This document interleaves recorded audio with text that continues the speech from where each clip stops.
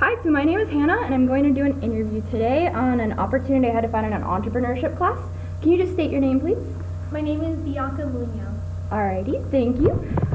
So this class asked us to find an opportunity in modern day business and to supply a solution. And so my problem that I found was that there is a need for services for people to get a part-time, non-permanent job solution, and for other people to request fast services. So the opportunities that would come out of it would be fast money making and a fast service.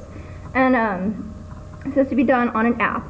And the app would, it kind of runs like Uber, kind of like a mix between Uber and Angie's List. And so I was wondering if maybe I can get any feedback from you on the idea. Yeah, so it definitely sounds like something that you would find in a college town.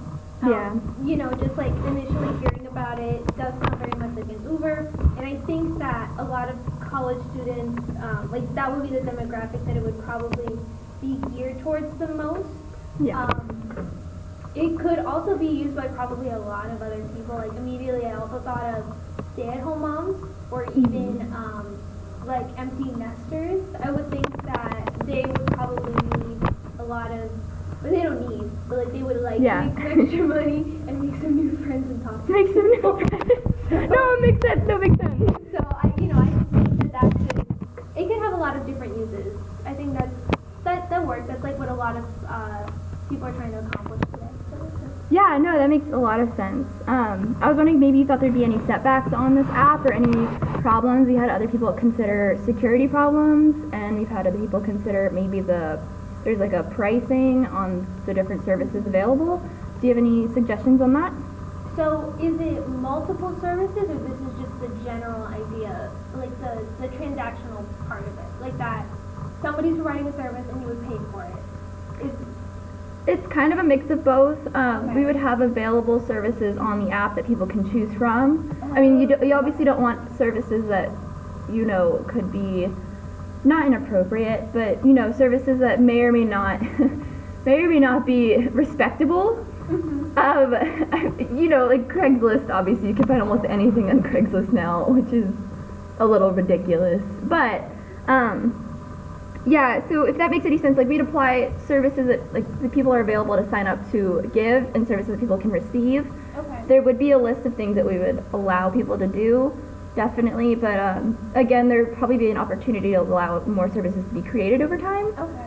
So like a service that we would provide or consider providing would be allowing someone to go pick up a cup of coffee and deliver it, or allow somebody to pick up groceries and deliver it, or allow a person to be a gym buddy for maybe someone whose friends or family aren't available for them.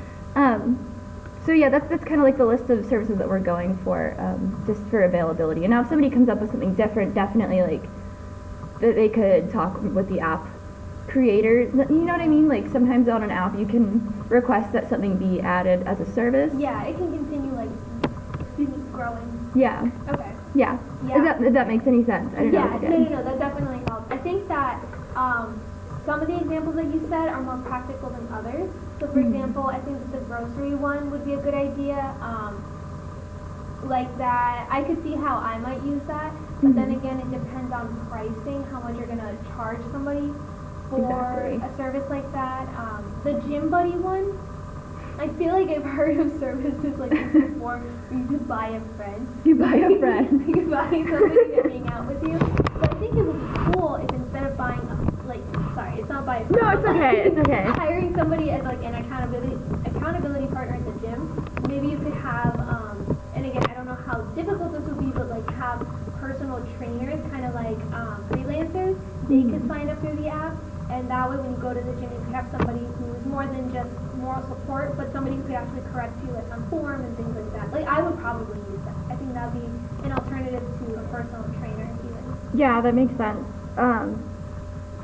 I had a comment on it, I forgot.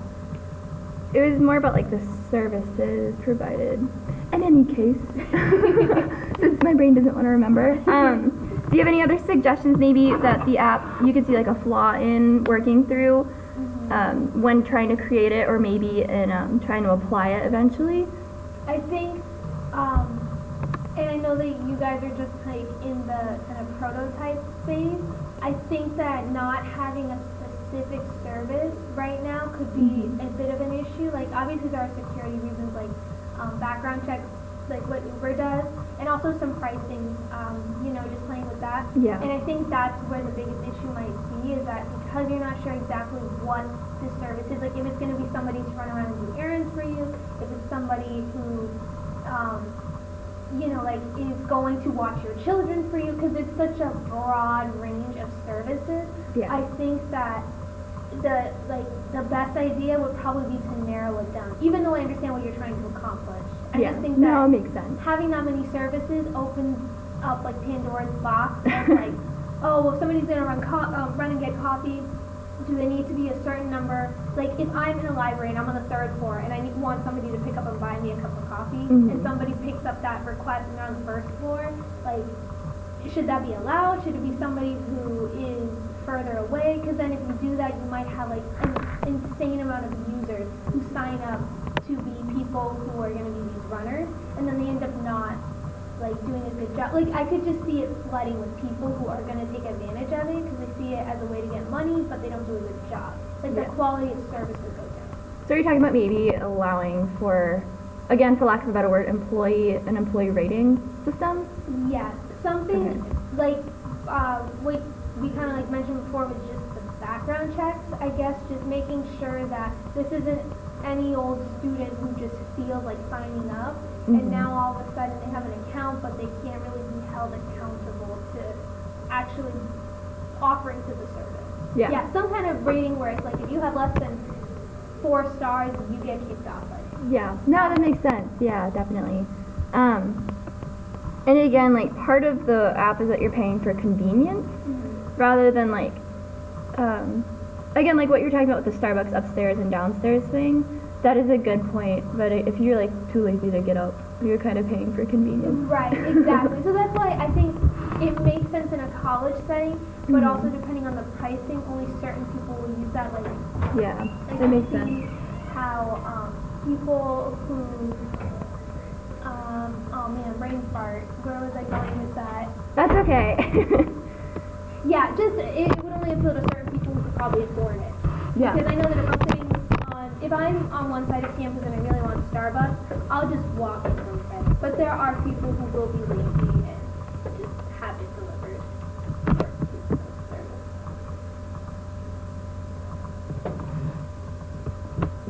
Okay. A couple last questions. Do you think this would apply in your lifestyle currently? I want to say yes. You can say no if it doesn't. It's all right to say no. Like, I feel like I would be the person to download it because I would think it would be very interesting, but I probably wouldn't use it just because, if anything, it would motivate me to want to just go do things myself. Yeah, well, you can. You could be a user that applies services. That's true, too. Yeah, I think, so looking at it from the actual, like, consumer standpoint, maybe there might be instances where I might use it, for example, for groceries. I don't have a car, so that might be convenient, but I'm also a little OCD, so I don't want people doing my groceries. and then from an employee standpoint, for lack of better words, I just don't know how practical I don't know. It would depend. On campus, I'm on campus, so I could run around and do stuff like that, but bigger tasks like groceries and stuff, I wouldn't be able to do that. Yeah, that makes sense. Do you think this would apply to anyone else's kind of lifestyles? Like, do you have a scenario where it would apply to maybe, I think you've already listed some, where like busy moms or college students. Do you feel like that would be more applicable to them rather than like, say, yourself in the position you're at now? Yes, yeah, because like I am a busy college student. I'm just trying to think of somebody, because immediately in my head, I could think of, like maybe just certain groups of people who might want to use it. Like, I don't know why I could see, like Greek life using it a lot. Though they might want to just stay in their house. And you never know. You never know, yeah, like they might want to have somebody go get something for them. I don't know, but yeah, I could see it working for a busy mom who maybe wants to stay home. It would almost be like hiring a nanny to do all the outside work, so if she wants to stay home and work or stay with her kids, she could have somebody go out and do all her groceries and errands for her. And then, like I said, also empty nesters. I feel like a lot of the Uber drivers I come across, I always ask them how they started Uber. And they're like, Yeah. So, makes sense. Yeah. You know, retired people and teenagers, see that working for them. All right. Well, do you have any other questions or suggestions? I'm just All right. Well, thank you so much. thank you.